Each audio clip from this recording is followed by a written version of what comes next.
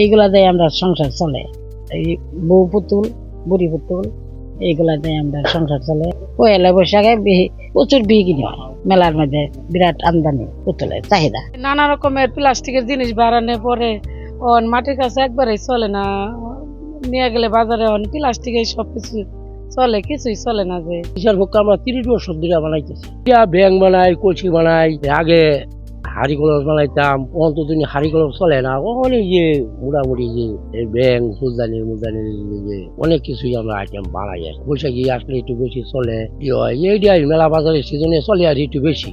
50-55 বছর আমি মাটির হাড়ি বাতি বানাই। এইটা তো আগে পূর্বস্থি বানাইতেছে, অনেক বছরই হইছে। আমরা এমনি সবই বানাই, মানে মাটির যে হাড়ি আছে, কলসি আছে, ব্যাং আছে, নিত্য প্রয়োজনীয় জিনিস প্রায় সবই বানাই। আনুমানিক প্রায় 50-51টা আইটেম আছে। কামার কুমার বেদে নাপিত এই সমস্ত সম্প্রদায়ের মানুষদের জন্য আমাদের অধিদপ্তর থেকে একটি কর্মসূচি চালু ছিল, নাম ছিল প্রান্তিক জনগোষ্ঠী জীবন উন্নয়ন শীর্ষক প্রকল্প। এটা ময়মনসিংহ জেলা 3টি উপজেলায় বাস্তবায়িত হয়।